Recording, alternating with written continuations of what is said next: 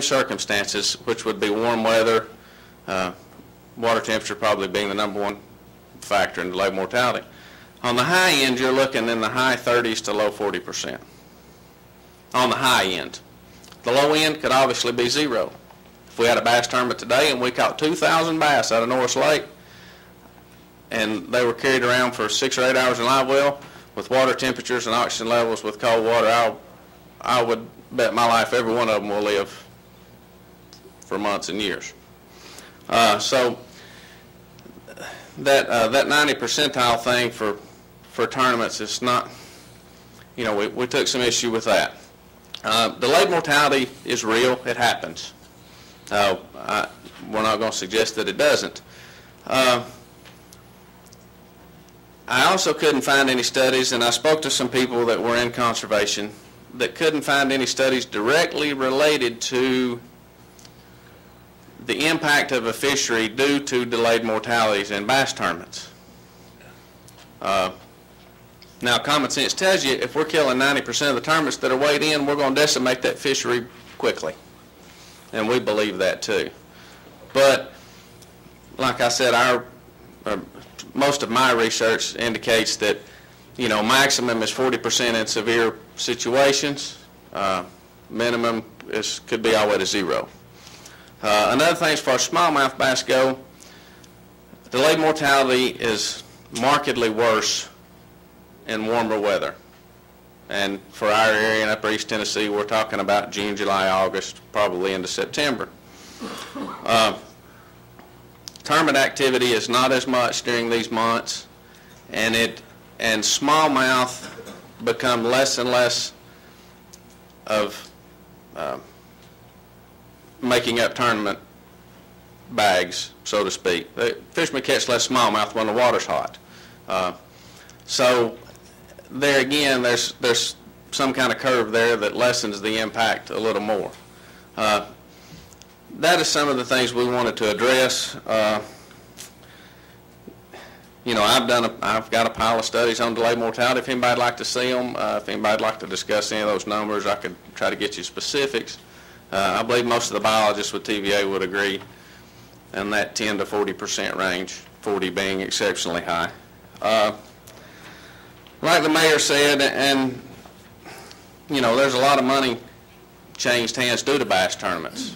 I spoke to a director from FLW Outdoors, which is one of the largest tournament organizations in the country, on the way up here.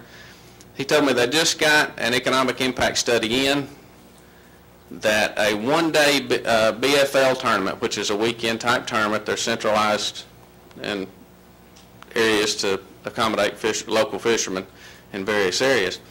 But a one-day tournament in that organization, they estimate the economic impact immediately of $312,000 for that one-day tournament.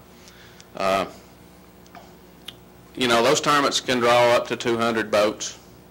Most of the tournaments on Norris Lake don't draw up to 200 boats, but if you stretch it out over the course of the prime tournament time, which for Norris is going to be from now until probably May, and then again from October, November, December, there's a pretty big economic impact there.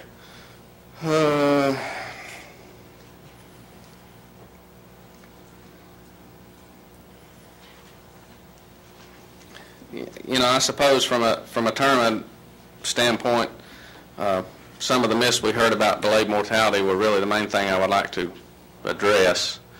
Another thing about bass tournaments is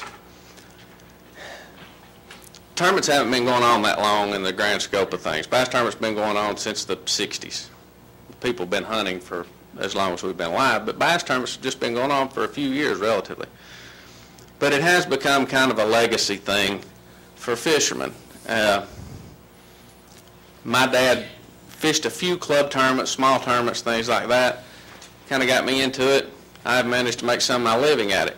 I have a 6-year-old son, and he made a comment that really sums this legacy part up. Discussing this issue with one of my friends a couple of days ago, we were in the truck. I picked him up at school. He was in the back seat.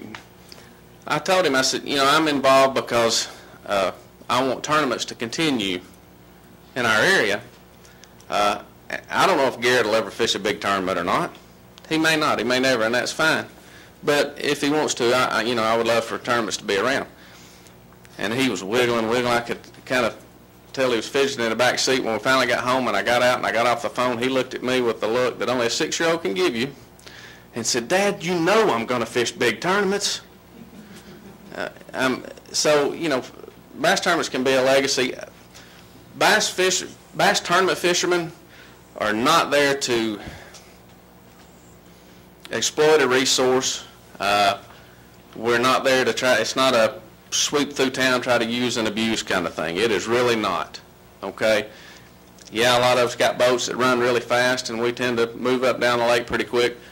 But believe me when I tell you that tournament bass fishermen really have the resource at the top of their list. They do.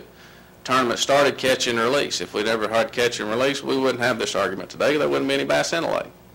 And that started in tournaments, and there are various other things like that. But we would like you to reconsider the slot, and definitely, myself included, I would love to be a part of some discussions with the agency on how to help work with tournaments.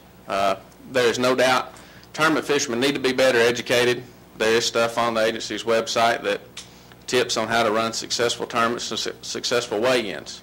And there is no doubt that that needs to get better. That will, until no fish die as a result of anybody catching one in a bass tournament, that probably needs to get better.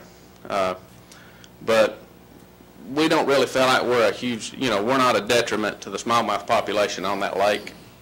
And we would really love to be able to continue doing what is essentially our way of life on that lake and the other lakes in East Tennessee. But if anybody has any questions, I'd be glad to take them. Can I ask? First of all, let me say that in general, I support the tournament fishermen. I know a lot of people get a lot of enjoyment out of it. It's a lot of fun. A lot of people participate and it gets you out on the water. So I don't have any problem at all with people wanting to get out and participate in these tournaments. But I had one question about your statistics, and you're talking about the mortality rate. What you're telling me seems to contradict my impression of what the mortality rate was on these smallmouth, and I was just wondering where you got your data and how you did your research.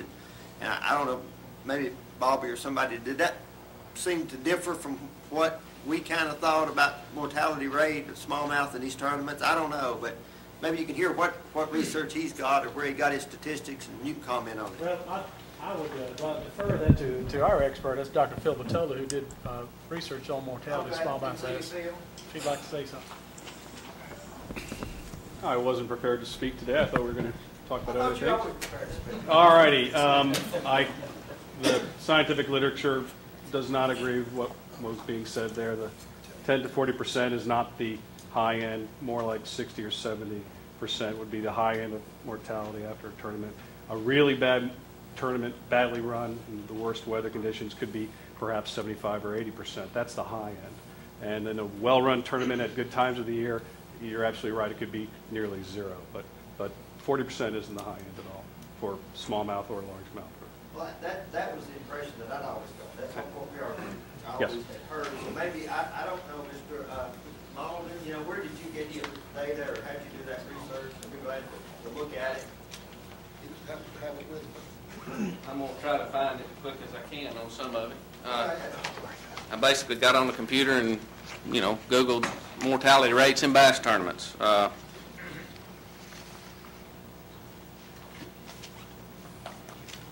Most of the mortality in the bass tournaments is due to the water temperature and the heat of the day. I mean, have there ever been thoughts about allowing tournaments